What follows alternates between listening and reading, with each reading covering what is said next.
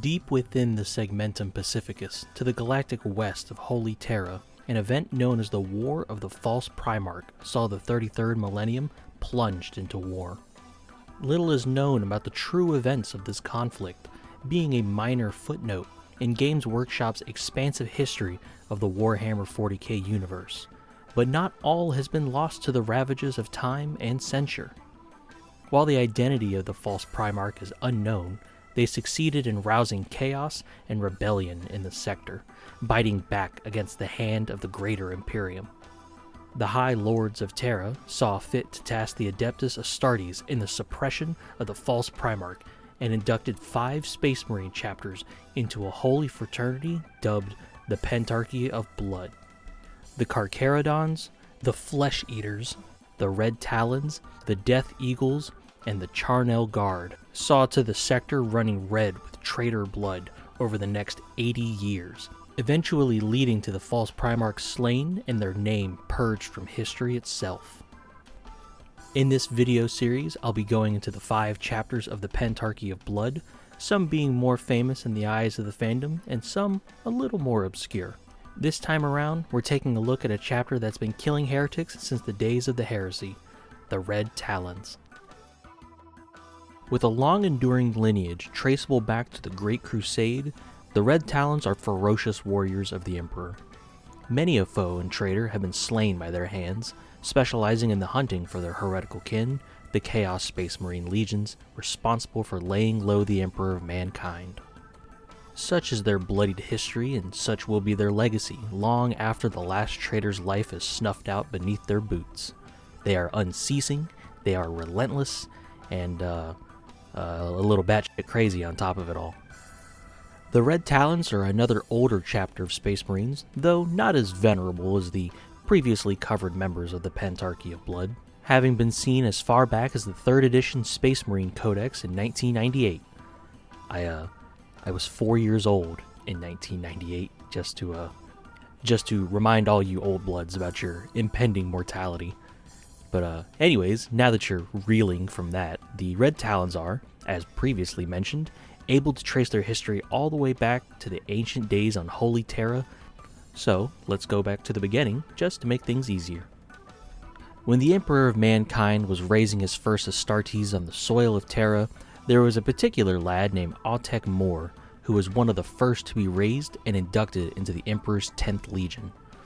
Outtro fought alongside the Emperor during the conquest of the Sol System, which is basically the section of space from Mercury to Pluto. Pluto. I don't want to hear, "Oh, but Pluto isn't..." Shut up. Outtro was a seasoned veteran by the time the Crusade reached the planet of Medusa, where they were reunited with their missing gene father, Ferrus Manus. By Iron Hando's decree, Outtro was placed in command of the 10th Legion's Moragul clan as its Iron Lord. No, not that Iron Lord, it's basically the Iron Hands equivalent of a company captain. Or at least I'm pretty sure it's a captain. If you're one of the 4 Iron Hands players on the planet, please feel free to correct me here.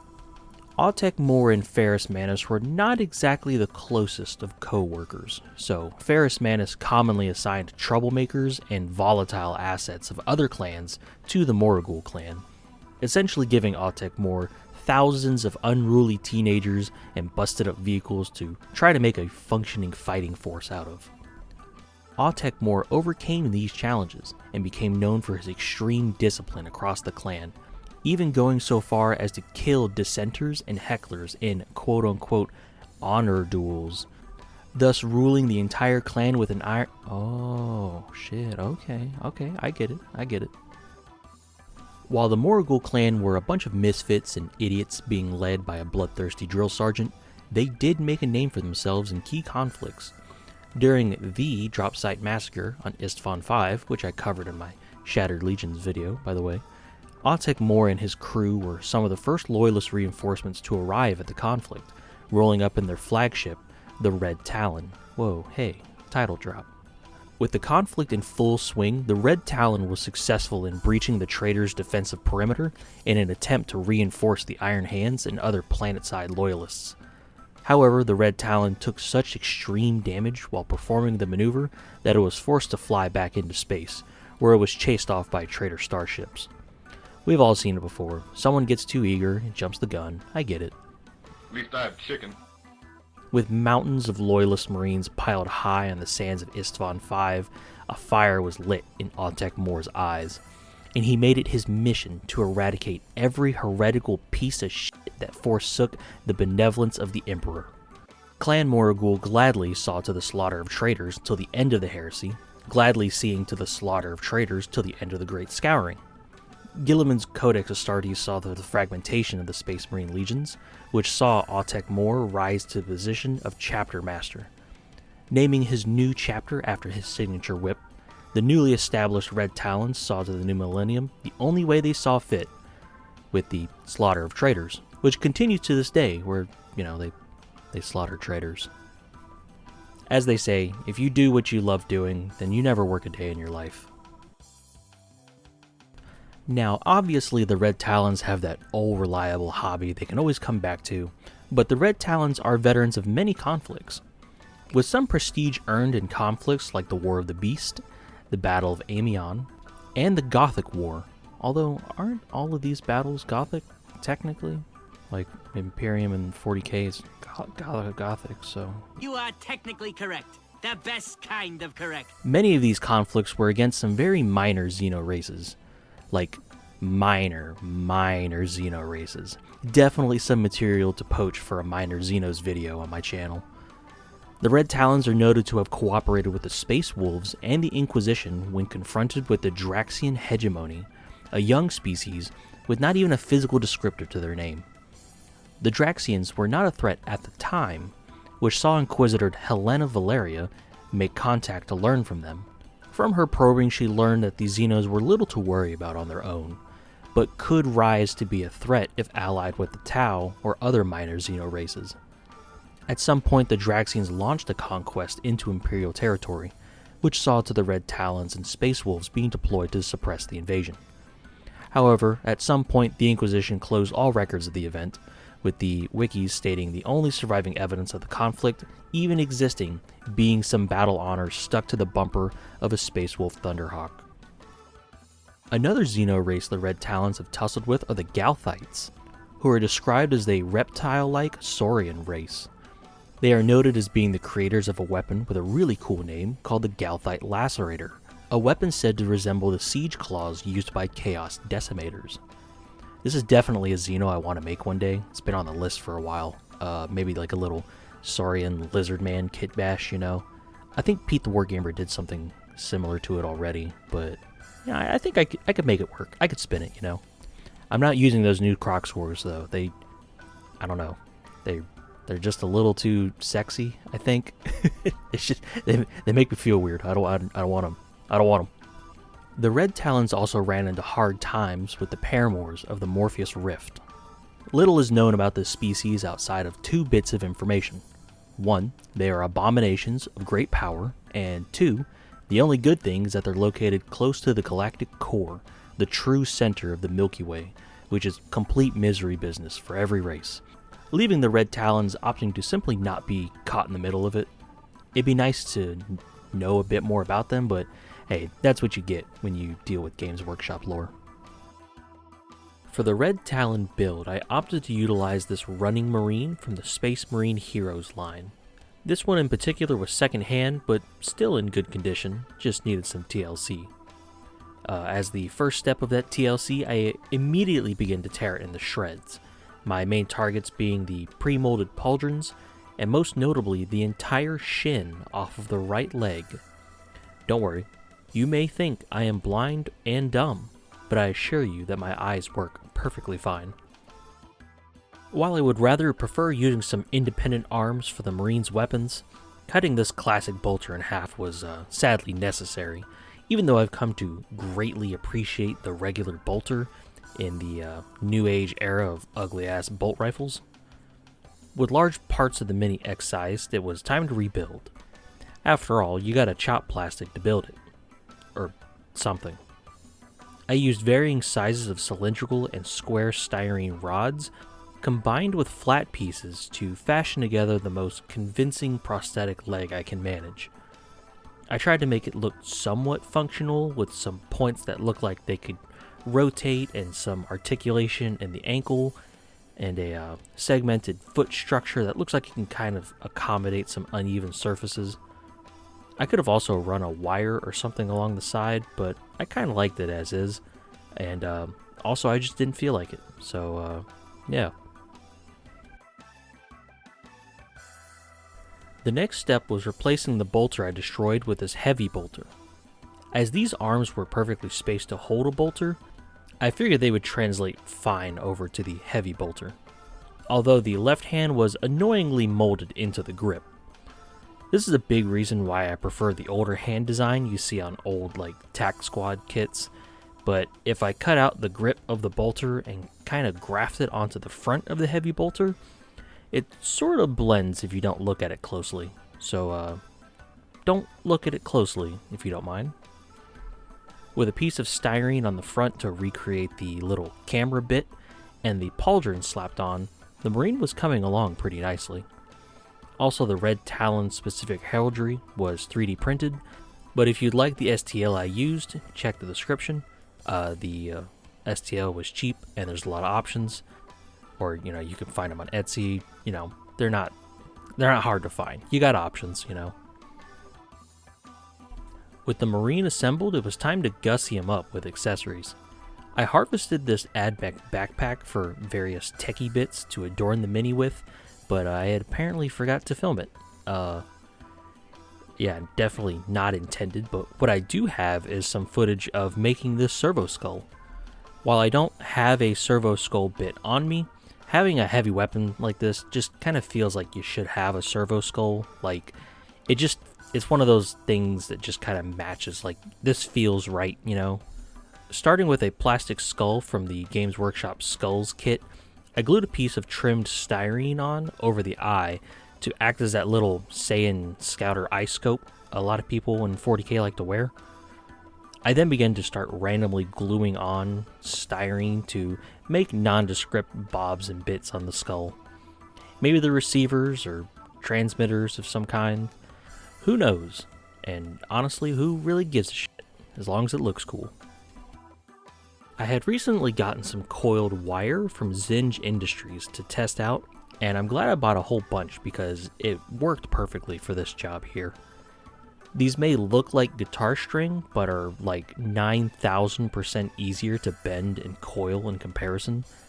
They also don't hold hard kinks in the wire as harshly, making for an overall upgrade to guitar string if you don't mind waiting for it to ship in. I use varying sizes of this coiled wire to make the flowing trail of wires and weave it through his little undead ball gag as well. I secured it to the back of the power pack with a little putty to make sure the fragile little guy doesn't snap off too easily. After the putty cured, I peeled it back off and then put some super glue there, and this connection is rock solid now. And there we go. With his little targeting slut hovering behind him, I think this Marine definitely holds up to the role as heavy weapons guy. It's time to paint. For painting the Red Talon, I started layering flat red on top of a black primer. I wanted to try mixing up my process for power armor on this mini, although in the end it didn't really have a worthwhile payoff, but I'll go into it here. After the base coat, I decided to try washing it immediately with my mainstay wash that I use in these videos. 1 part brown wash, 1 part black wash, and then 2 parts glazed medium. After the wash had dried, I tried to dry brush some highlights, which was just a mixture of white and that red. When you're mixing highlights, white generally makes a color colder. Colors like green and red benefit from being mixed with yellow instead, which does make a brighter highlight color, but keeps the warmth of that color. I understand the concept behind it, but I have no actual idea what the term is. Just color temperature, I guess. But I specifically use white instead of yellow when highlighting my red to help reinforce the cold, robotic vibe of these Iron Hand successors.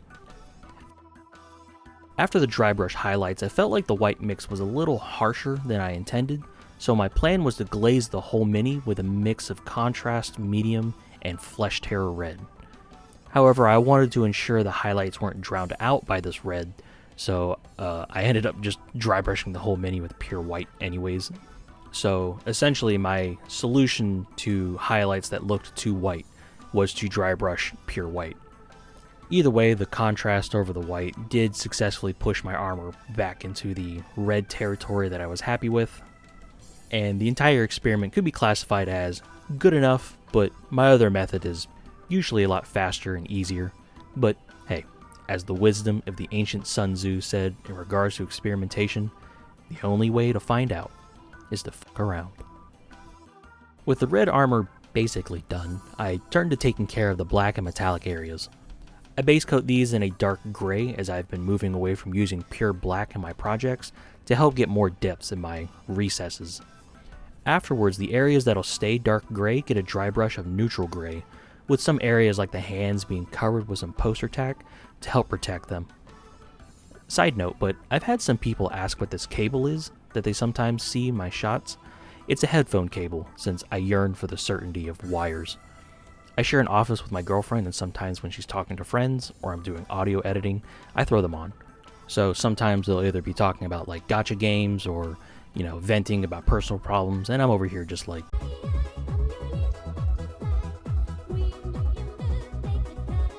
After the dry brushing, I base coat all of the silver areas with, silver.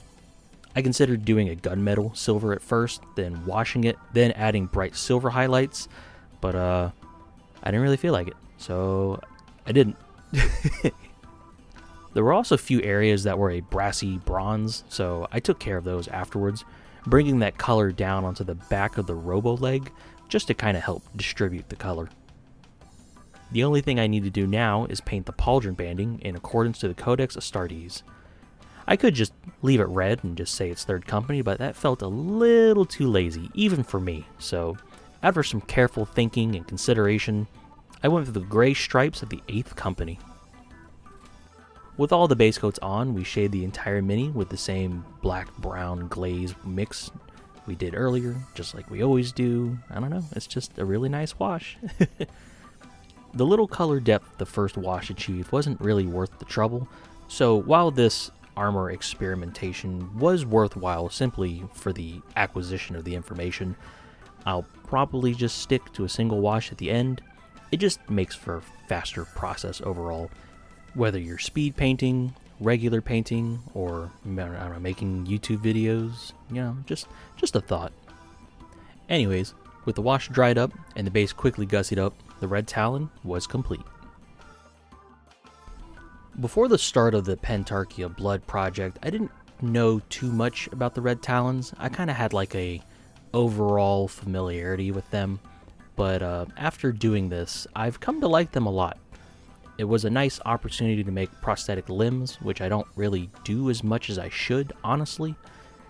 In the age of Primaris, you don't really get a lot of these prosthetic legs like you used to, especially in the old Iron Hands upgrade kit, but there's a lot of Robo Hands around here. But yeah, in general, I really like the Red Talons. When it comes to Iron Hand successors, though, I still think my favorite ones are the Iron Lords, but the Red Talons are, right now, a close second place. These guys are alright by me. When I recorded all these videos, I did all of the narration at once, but we have had some new patrons since then, and I'd like to go ahead and thank them real quick. I'd like to say thank you to Mint Green Monkey and Nico the Templar Terminator.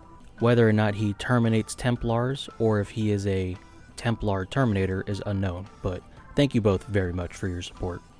I recently had to deal with a very hefty car bill, and sadly I did have to dip into some money that I had reserved for a new camera, but I wouldn't even have the opportunity. I'd probably be way worse off without my patrons, and I'm very glad I had them to help lessen the blow from that car repair bill. But I'm laser focused on getting a new camera right now. It's just a matter of saving that money back up. Words cannot properly describe how thankful I am to have you guys here, and yeah, thank you. Sorry, it's very late at night and my brain is shutting down. The Red Talons are the third chapter in a small mini-series about the Pentarchy of Blood. So if you have not seen the previous 2 videos, I highly recommend that you do so. If you like what I do here, or you don't want to miss the next video, I'd love to have your subscription. If you really like what I do and want to support me, you can also find me on Patreon, or you could follow me on Instagram. With that being said, thank you for watching, and I will see you guys in the next video.